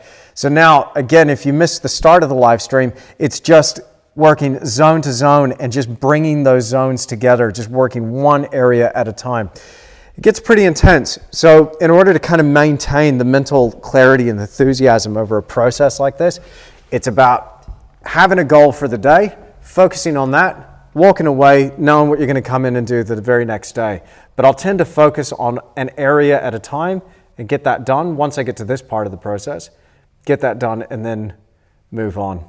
So if anybody's working on, asking like how to work on a big painting, I think I got a question about that a little while ago, is how do you work on a big painting? And when we make a Patreon exclusive tutorial about this one, which we will, about some of my tips for how to go about doing that. Because there is a trick, there's a mindset to working on an epic, huge project and maintaining that enthusiasm and maintaining that creativity and vision. Sometimes big paintings, they can get away from you. You can end up just completely losing the plot on something that's massive. And some areas might hold together, but then it falls apart in other areas. So how do you keep everything together and looking homogeneous and working as a whole? So that's some stuff that we're going to talk about in the tutorial when we finally bring that one out. I hope everybody liked the rock tutorial. Was that okay? If you haven't seen the rock tutorial, if you're part of the Cobalt class of people here on Patreon, then make sure you check that out, because there's a few cool techniques in there as well that might explain some of what I'm doing here. But we got another question, Zoe? Yeah, I mean, to follow on from what you're talking about, I just need to, how do you spell it? This is Denise Okay. Brown. Yeah. Hey, Denise. You think I'm going to butcher, interesting names? No, I'll butcher every name. Okay. And I hope my mic's coming through. Something changed, technical difficulties. Oh well, I'll just speak loud. I can repeat the question. So we got a question from Denise. No, how do you transfer or transfer the subject onto such a large canvas? Oh wow, so there are multiple ways that you can do that. There's so many ways. What I used to do was do a detailed drawing. So the question is, and again, I'll repeat that in case we can't tell. Maybe somebody could, in the live chat, give us feedback if Zoe's voice is coming through. That would be a huge help. If somebody could just say, yeah, we can hear Zoe fine, that'd be awesome. But I'm going to assume just for this question they can't. So the question is, how do you transfer your design or get an image onto the canvas for something so large? Many different ways that you can do that. The first way is to create something detailed, detailed drawing, detailed plan, almost like an architectural schematic that is of the same proportions, length to height, as the canvas that you're going to transfer it onto. Now, getting that proportion exactly right is crucial. That's the first thing, that's key. once you've got that, then you can reference by plotting across. In terms of length, you measure major points. Let's say I'm going for, Liam, let's say I'm going for that point right there. I'd measure across my canvas how far away that is, how high up that is, and then transfer that mathematically so I measure that on the drawing, transfer that mathematically to the canvas itself. So you'll get a series of dots, and then literally you can connect the dots. That's one way. The other way is you can blow it up using a photocopier process or a mechanical printing process and literally use it as a stencil, create a series of stencils. The best, easiest way to do this is using a digital projector. Now, I got some hate for using a projector, but I'm not projecting a photograph, I'm projecting my design. It's going to end up on that canvas one way or another. Why not use the technology? And it's funny because when I did a tutorial on how I project my painting, somebody's like, aha, you're a tracer. You're a dirty, rotten tracer. I knew it. And failed to take into account that I was only tracing my own drawing that I made by hand. It's still a hand process. I just use the technology to help me along. I've never projected the photograph to trace that photograph. That's not a good idea. But look, not that that's a bad thing. If you are having difficulty drawing, you want to get on with your painting, do that. That's fine. I'm not shaming you. But I prefer to use a hand process, if that makes sense. Make sense? That makes sense. Yeah, definitely. Cool. All right. Sweet. Awesome. Cool. So thanks everyone for letting me know about the sound. They can hear you. They can hear me now, I hope. I think I got Awesome. it sorted. So now it's like 15:15 the correct time. So we're just starting for people that are tuning in. Yeah, exactly. So Okay, we're here an hour early. Sorry, folks. Yeah. Apologies. So next week we'll have the correct 8 p.m. still. And yeah, so our apologies. But it means for this case that we've got all of the previous questions out of the way. So if you're live now, we'll focus just on your questions. So that's a positive, isn't it? That's cool. That's really cool. And to speak to that is like fully interactive. it's so cool to see everyone talking and chatting in the live chat. And I want to figure out a way, because everyone, like all the patrons have their own crazy knowledge as well, to be able to start a community a bit. Maybe we'll start like I don't know, some sort of a private group, place. like maybe a private, we could just start off with a private Facebook group. How about that? Yeah. We could do that, private Facebook group. And then people have could even questions. submit work. How cool would that be? We could do something where people could submit work or like put work on the page, maybe ask for a group to critique. I've got lots of people asking for critique. That'd be a really good way to do a critique. But also we could field, technical questions and stuff there as well. So I dig that. I think we need to set that up, stat. That sounds awesome. Yeah, definitely. I'll ask John's question that just came through, and Awesome. then we'll go back. I'm going to work up in here. John just asked, have you ever thought about doing a high fantasy style landscape that could be in fantasy or sci-fi movies? No. Next question. No. Actually, to be honest, I am such a fan of concept art from like movies, and I'm not a gamer, so I don't really get into that very much, but was pretty blown away by concept art for lots of games back in the day. Liam's probably going to laugh at me for my lack of video game knowledge, but the last time I played a video game, I played Halo on Xbox, and I was blown away with the atmosphere and the environment and some of the craft that you're running around on. And I realized back then that computer games are dangerous. I better put this down quick before, I become too hooked. I have a very addictive personality, so I decided I should just get hooked on painting. But love concept art, and I love concept art in movies. So, like, I was really blown away by a lot of the stuff that, a lot of the movies that Ridley Scott had directed. Like, wow. I kind of have a love-hate relationship with the Alien movies. I like, the environments and the scenery and just the concept art The story, though, there are some points where I cringe, but it's not about the story. It's about the concept art. So I really appreciate some of the art and the direction of a lot of those movies. A lot of them are just beautiful. And I think the thing I really enjoy about concept art, whether it's fantasy or science fiction or anything really, or even something historical, is for the moving image for a film or a TV show, you have to create a landscape or an environment that communicates immediately. It's going to be on the screen for seconds, 5 seconds maybe at the most, for like a wide sweeping shot. Like let's say it's Lord of the Rings and they're just coming up onto a ridge and they can see the castle in the distance. That has to communicate instantaneously. And I find that those concept artists are composition masters, and they really understand how to communicate that and have live action interacting with that static, amazing concept art. So it does inspire me. I have thought recently about doing something that was maybe sci-fi, maybe thinking, oh, cool, it'd be cool to do a spaceship. Or there's an artist, his name's John Harris. He did I have a book on the shelf called Mass, where he was just talking about like massive objects, like spaceships that had crashed into the landscape and then had become weathered. And there was one painting that he did, which was like a Star Destroyer type thing that was growing a forest and a field on this like ancient wreck. And there was like a shepherd's flock was on this this wrecked spaceship, which is the coolest thing. Yep, cool. So that was pretty cool. So I might get back to some concept art. I might entertain the idea of doing some concept art at some point. Sweet. Oh, thanks. Yeah, you never know.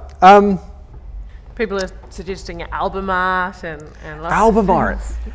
See, Miles Johnston, awesome dude, was a guest of the podcast, episode 15, I think. Did the album cover for Tool. Some really crazy, bizarre, amazing, surrealistic stuff. But yeah, that would be cool. It'd be cool. Anyway, there you go. Yeah, good idea. I haven't done any. I'd love to. I'd love to. It's just a matter of time. I'm too busy painting gorgeous, bro. So, I'll get to it. Quickly. Yeah. About all that, like transferring and planning and stuff. Ed Cabral. Yeah, Ed.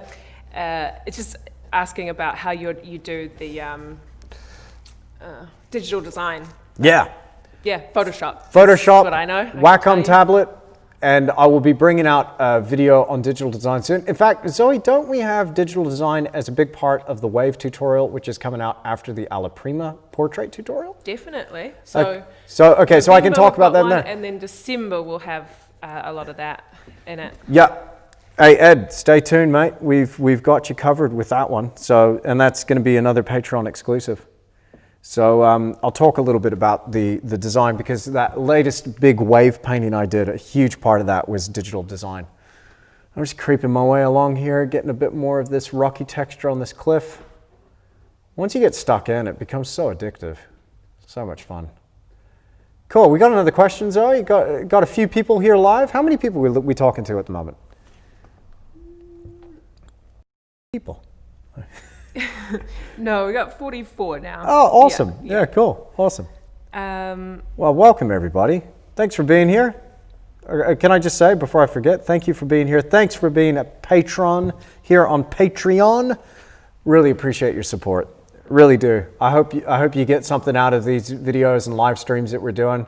And yeah, I hope you enjoy. And we're going to pour everything we have into these and make sure that they're as helpful as can be and as fun as can be.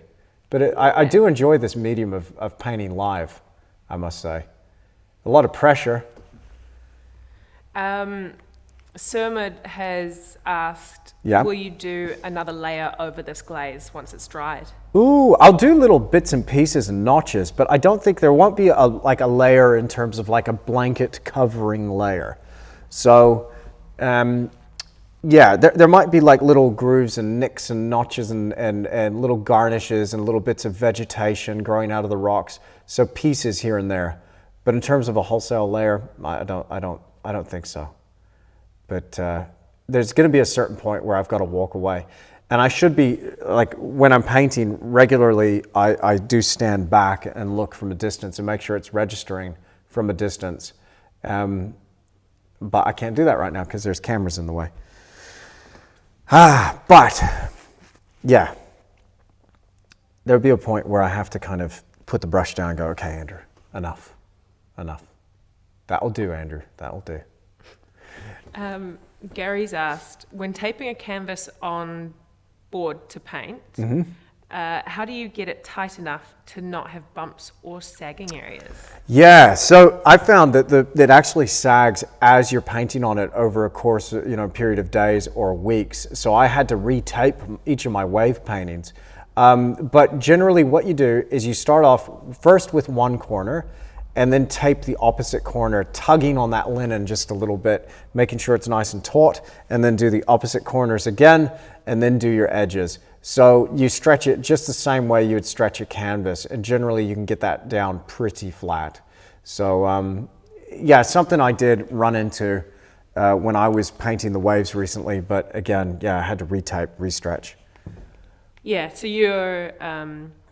you're stretching your own canvases. Laurie asked that a little while ago. Yeah, I am. Yep. Cool. Especially this big stuff. This is all hand stretched here. And it's actually a beautiful frame too. This is a very lightweight frame. This is a cedar frame, just gorgeous, but it weighs nothing. But it's very strong as well. Like the stretcher bar under there is like to there. It's quite wide. Yeah, it's very wide. It's probably about 75 millimeters. I didn't have the camera on. You didn't? About 75 millimeters. So it's about that thick. And then I got two cross braces which go through the center and one that goes right through the middle horizontally. Cool. Yeah. You're giving Liam a run for his money there. I am. Come on, keep up, Liam. Come on, bro. There was one about, how you stretch the canvas and stuff, but canvas stretching demo on YouTube. One of my first videos I put out long time ago, back in the Australian Dalesford studio days. Bro, check it out. Who's next?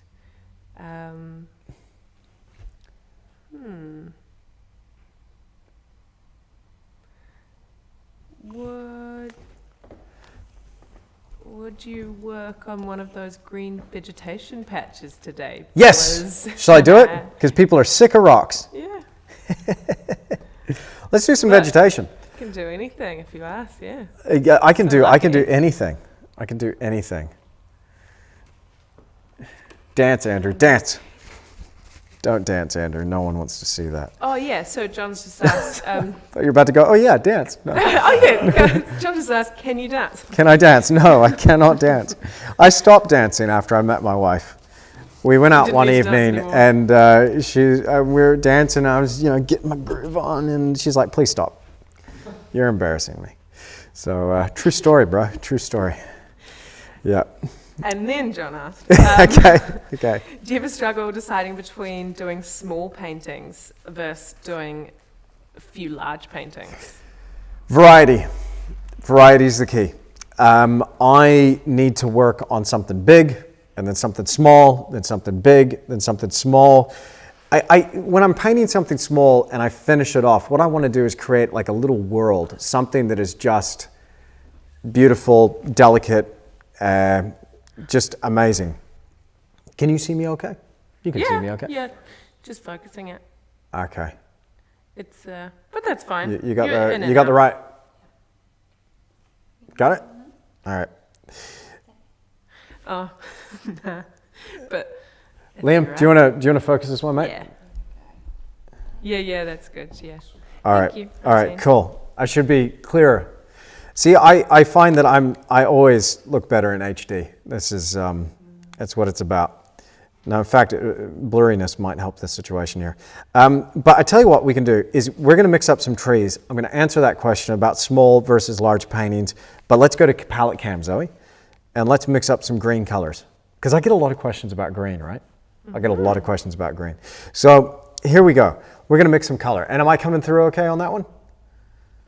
Yep, perfect. Okay, so I've got transparent yellow oxide. Transparent yellow oxide, you know, especially in dusty landscapes, desert landscapes, if you're in the Southwest in the United States or you like those sorts of colors, Australia has very similar colors to that. It's quite incredible. So I'm going to mix a bit of thickness here using that transparent yellow oxide, bit of impasto medium I've just mixed in there, and cobalt teal. And then I'm going to make a variety of greens. So this here is a nice cool sage green, nice and pale. And then I'm going to make some options. When you're mixing greens, and I prefer to mix greens, I'll rarely get into that tube green. I've got a phthalo green right there. Oh, look, come on, I'm feeling dangerous. Let's get a little bit of phthalo green out. I'll use a bit of it, but I always want to kick it with something else because it's awfully chemically.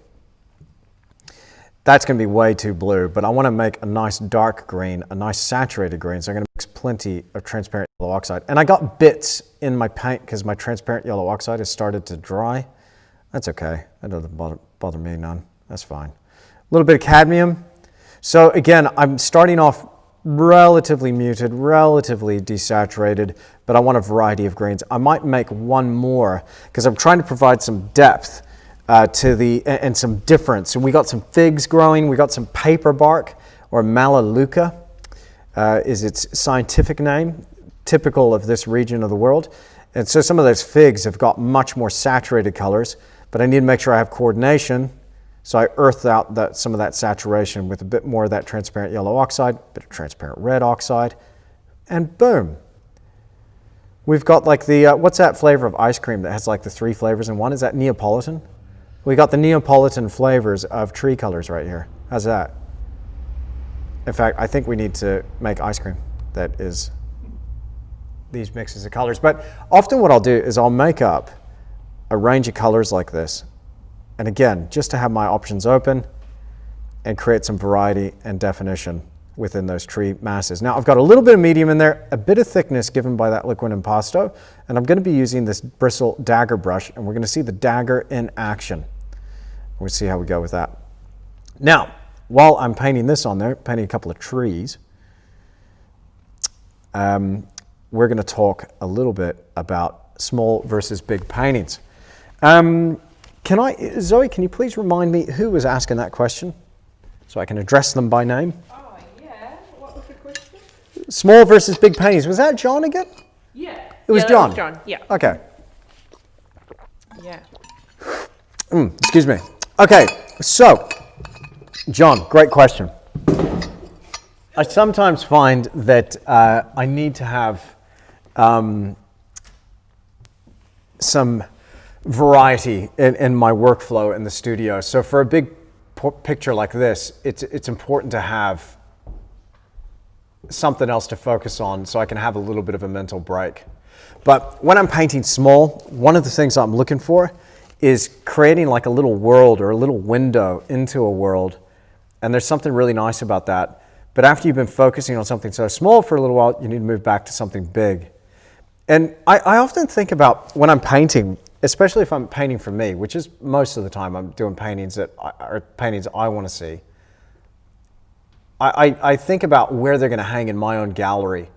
And when somebody comes to my gallery, I want them to see a whole bunch of different stuff. I want them to meet somebody and feel their presence within a portrait painting. Then I want to send them to like an amazing epic landscape and have them blown away by the sheer scale of a painting. And then I want them to just walk into a little quiet little meadow, a little scene where they can just feel at peace amongst, you know, the fields and the trees and stuff. And it all sounds very romantic, I know, but that's essentially what I'm eaten up with when I'm painting. I'm constantly thinking about going different places as an artist, experiencing different things, a range of emotions, but then providing that for my viewers as well. I never wanted to be that guy that was just painting the one thing, you know, where you see my work and you know I'm going to be the mountain guy and it's always a 24 by 36 mountain and that's it. I couldn't imagine anything worse. I love variety when it comes to art. It's just, I think it's vital to maintain our enthusiasm and our focus. It's quite important. So right now, I'm just flicking in some color, again, providing some depth to these trees, a little bit more character, and some interesting brushwork. And we're not going to get a whole lot of detail in here with these trees in the bottom of the canyon. Just a little indication will do. And this is something I love with that dagger, because that broken edge of the dagger is just perfect for some of that leaf texture here and there. Good stuff. Good stuff. So can I paint a tree? Yes, I can. Brilliant. Yeah.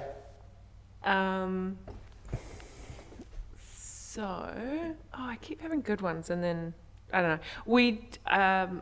Frank's just reminded us that you said last time that you'll do some palette management. Yeah, Frank, Yeah, we're going we to haven't finish off. forgotten. Yeah, Frank, thank you, mate. Look, we're going to finish off this live stream. And after we finished the live stream, I was like, oh no, we forgot about Frank. Sorry, mate. We're going to do it today. We're going to talk about palette management, keeping it clean, talk about what to do with color, talk about what to do with color that started to form a skin. You might have experienced that with some colors. They form a skin and they become very difficult to work with. They can lead to some unsightly textures that wind up in your trees, for instance. I don't mind the texture so much that's coming through, actually. But yes, Frank, we got you, mate. And I will not let you guys, don't let me forget Frank. End of this live stream, we're cleaning the palette. Don't let me forget Frank. All right, cool. Awesome. Cool. We got another one? Yeah, let's do some quick questions. Awesome. John Meyer. Can I just say, I think we should go all the way to 3 o'clock because of the people that were... all the way to 3. Yeah, I agree with that. Yeah. Because the people because we were an hour early, and I want people to at least get an hour. But again, sorry for the mix-up and folks, but yeah. We'll get there eventually, hey. John Myers asked, what do you think your next tutorial will be? Oh, I know what that's going to be. Mm-hmm. Yeah. The Alla Prima portrait. My good mate Wayne Griffiths. It's coming. It was painted in one sitting over 3 hours. I got some, well, can I say that? Can I say that about I got some really cool painting techniques to show you. I'm happy with it. I'm happy with the way it turned out. He's a gnarly dude. It turned out to be a gnarly painting. It was cool. I had so much fun with that one. So yeah, Alla Prima portrait painting techniques. And then we got big wave painting exclusive for Patreon. Then we got this big gorge painting. And then we got like other landscape stuff and then more portrait stuff, maybe still life stuff. So here on Patreon, we got you covered. And you're going to keep up to date with what I'm doing here in the studio, if you like that sort of thing. Because I'm just going to be working on whatever projects I'm working on here during the live streams week to week. So you're going to get quite a bit of stuff here. You are the best at quickfire questions, Andrew. Am I? Just great. Am I really? No. Is that? Are you being sarcastic? Yes. Oh, okay. I didn't pick that up. I was like, oh, thank you. Oh, wow. What do Shucks. you have a deadline for this one? It all happened in 1987. And no. Do I have a deadline for this one? Yes. 1987. I'm late. I'm so behind. My client for this painting is so patient with me. It's so understanding, and I feel like I've really abused that by taking so long on it. But he did tell me, I want you to take your time. And I'm telling you, man, 2020, I don't know if you feel this way as well, but all bets are off. 2020 has been one rough year. I hope you're doing okay wherever you are in the world. If you're locked down again, oh man, I'm sorry. But I sincerely hope you're doing okay wherever you are. For me, I just needed to focus on other stuff. I couldn't face this year, and just finally now I'm like, no. Big red monster, it's you and me, and you're going down. I'm going to finish you. So, what was the question? Deadline. Yeah, I'm late. I'm behind on this deadline. Normally I'm screaming into the finish line, but this one, yeah, I must say I'm late. But that said, my client is very cool. But I guess maybe people want to know, how long should it take me? A painting like this, it should be in the studio probably for a project like this so involved, probably for about a year, 6 months of work, full-time work. Maybe 3 months if I can really knuckle down and focus. But it's tough, man. You got to take breaks. It's so much going on.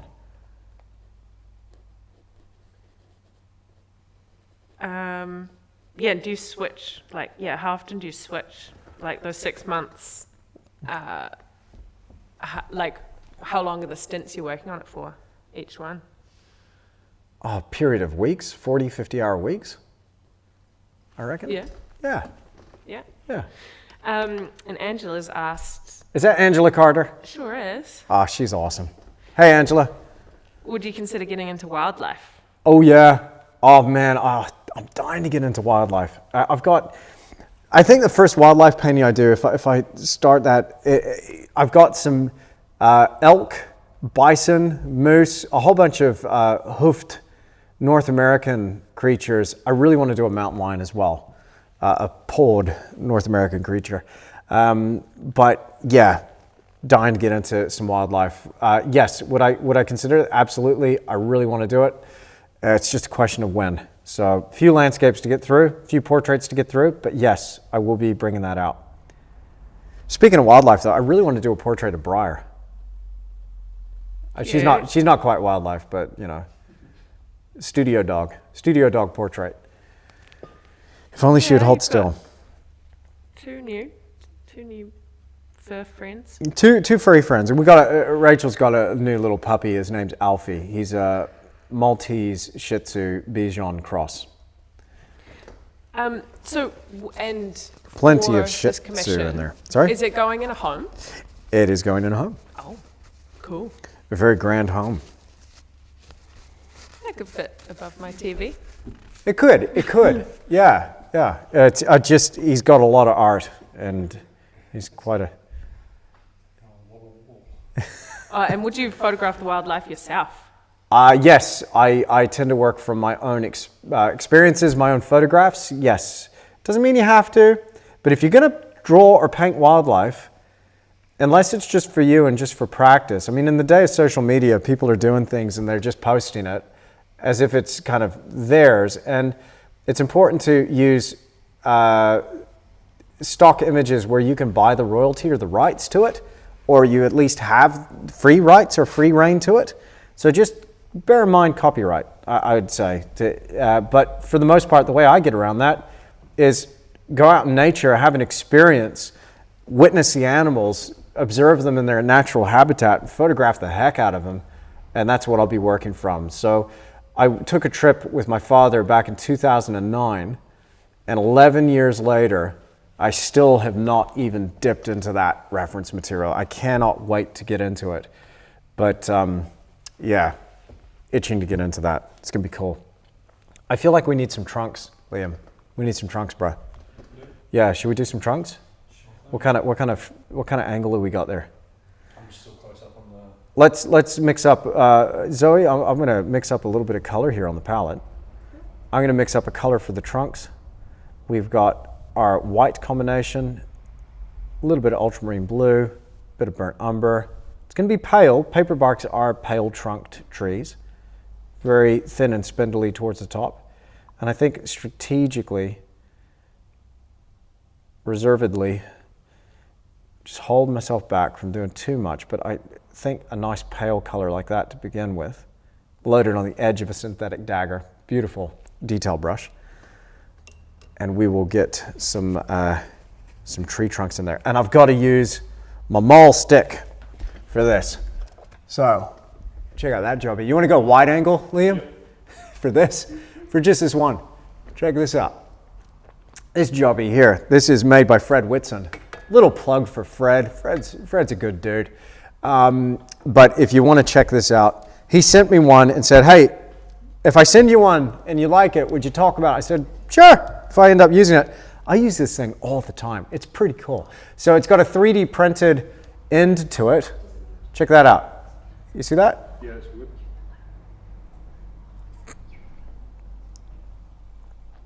All right, cool. And this is on the other end. A little hook like that. So depending on what the project is, I hook this around to my canvas at the top, and then I use it like this. So once I hook it on there, I now have a pole or a beam to, without damaging the painting. It's not touching the painting except for right at the top edge where it's nice and dry.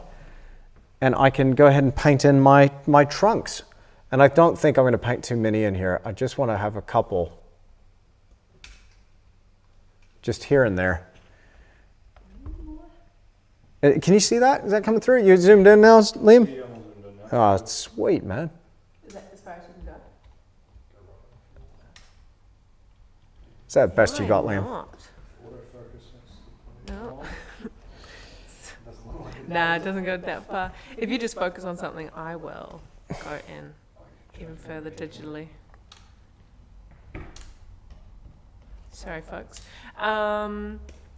Oh, there's actually a couple of questions about this. Oh, yeah. From Gaz and from Africo about a huge painting like this. Can you paint on panel? Or do you recommend canvas? And like, what dictates that? Yeah, so, well, for a commission, it's so difficult to ship. You got a battery ready to go? Yeah, it's Fresh good stuff. battery? Yeah. It's all good?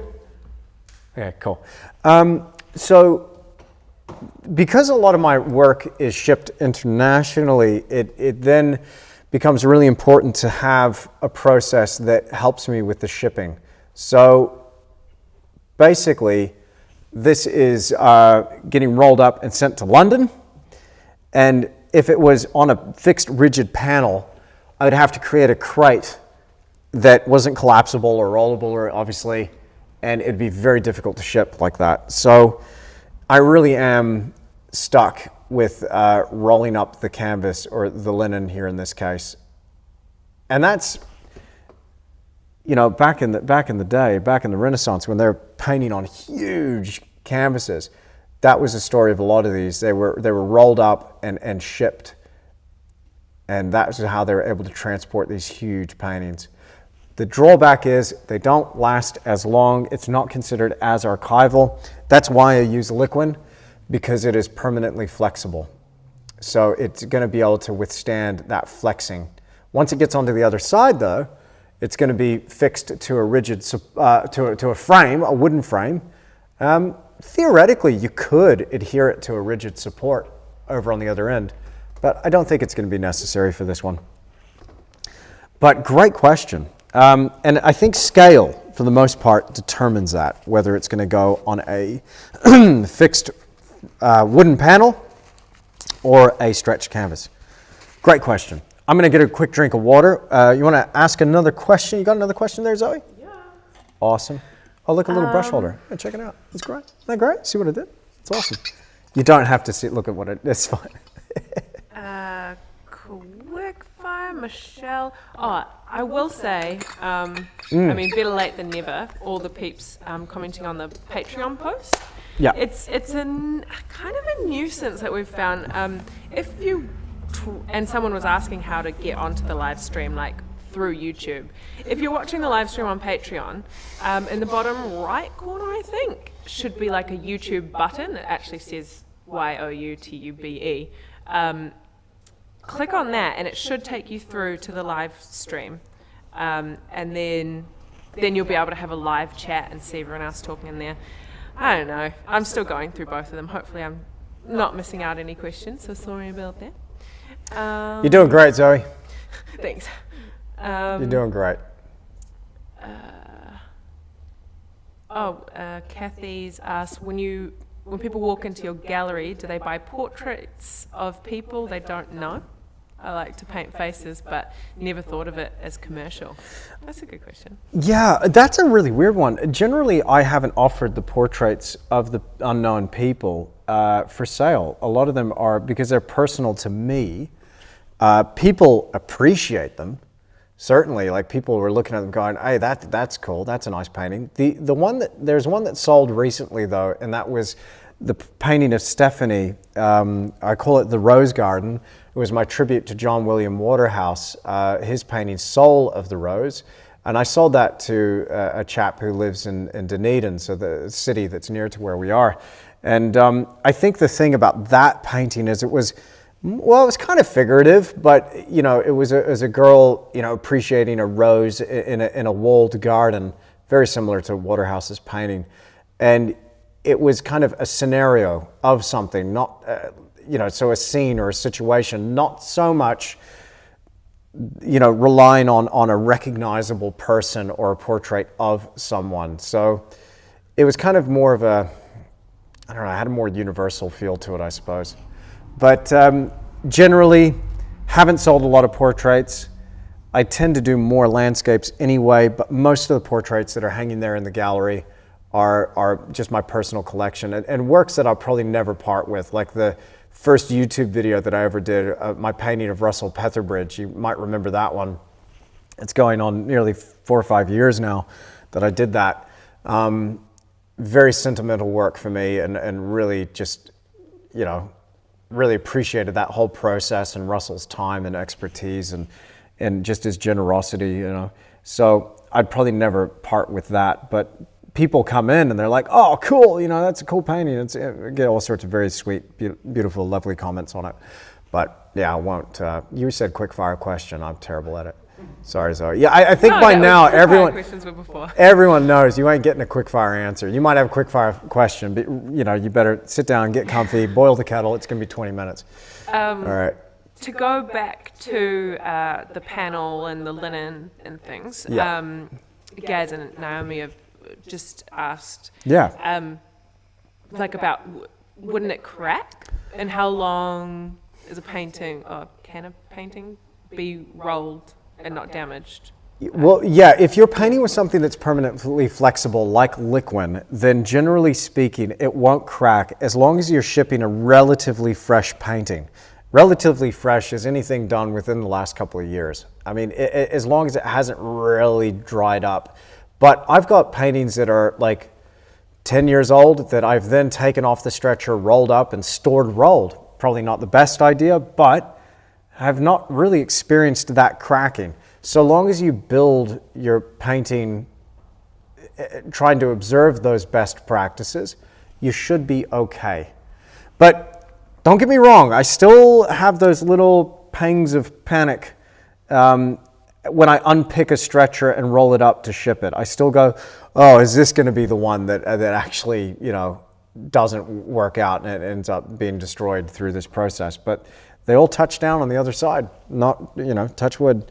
And it seems to have worked out okay, just sticking to this methodology and these things. And I've shipped a lot of work internationally. A bunch of them have gone overseas, and it rolled is the way, and rolled and put into a PVC tube. That's the way to do it. PVC tube, that hard, heavy-duty plastic plumbing tube, nice thick tube, that's going to work really well.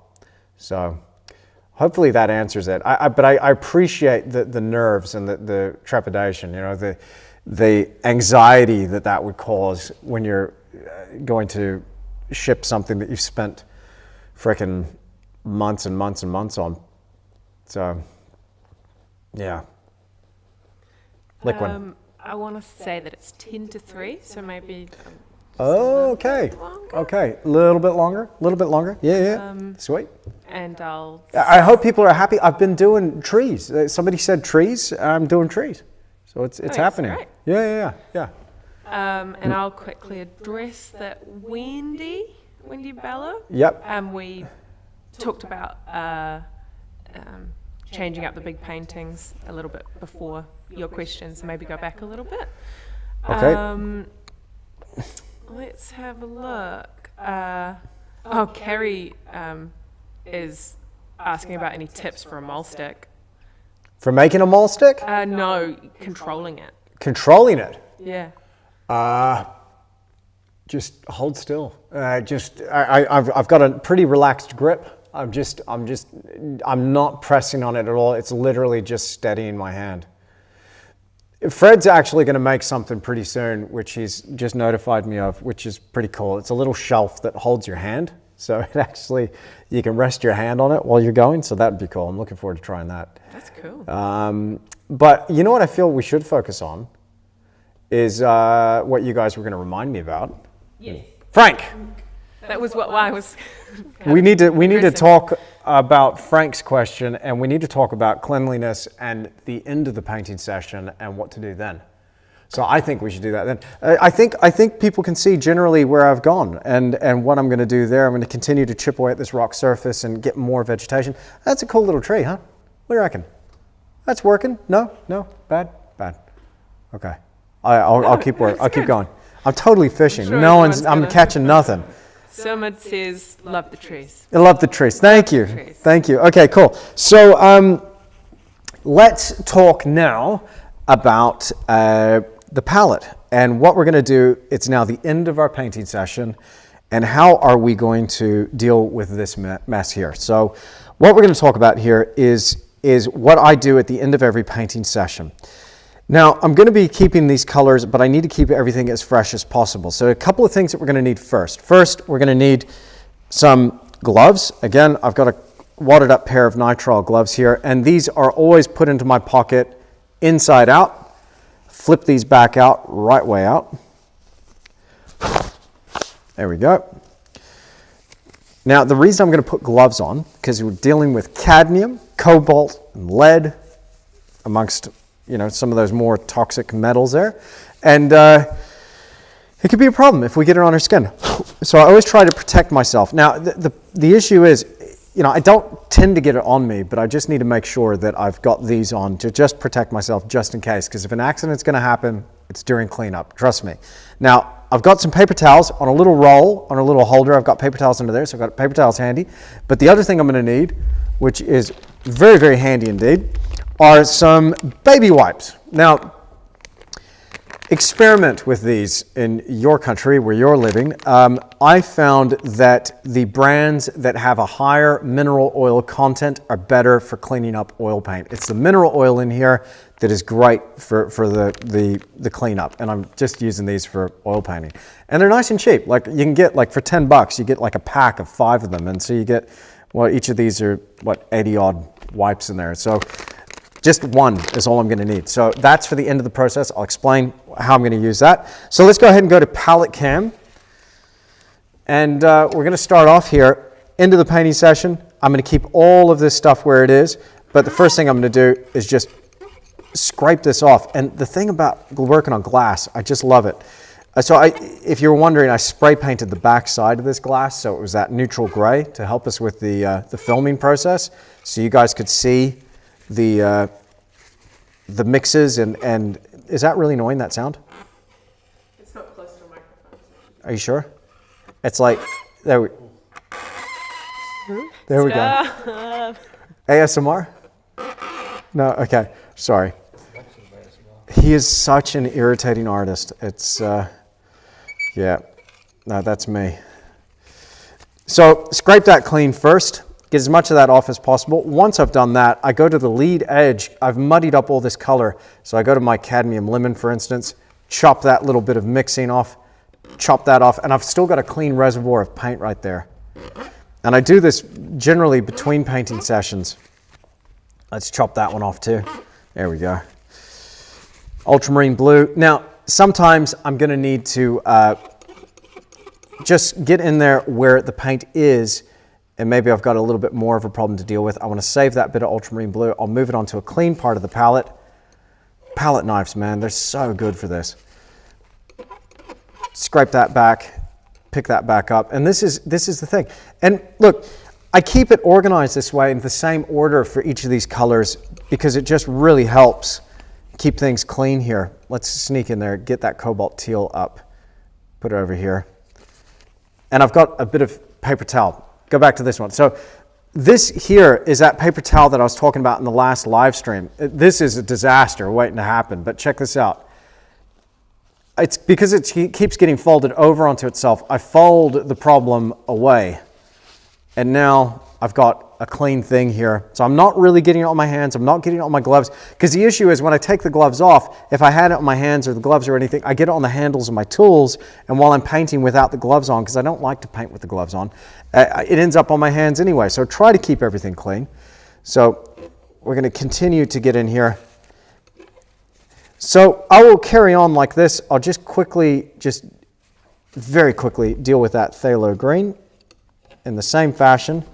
Clean medium, so I'll chop off the front edge of that medium. Now I'm left with a clean little lump there. Clean pile of white there. It started to go dry already. That's okay. And then we'll lead that edge out a little bit. Our transparent yellow oxide, that's pretty good. Transparent red oxide, that's pretty good. And we'll just snip the front of that burnt umber away. Bam! There we go. Okay, now that we've got that, here's the next step. Fold up that bit of paper towel, right? So again, I've got a little clean surface to work with. And now we're going to get out our baby wipe.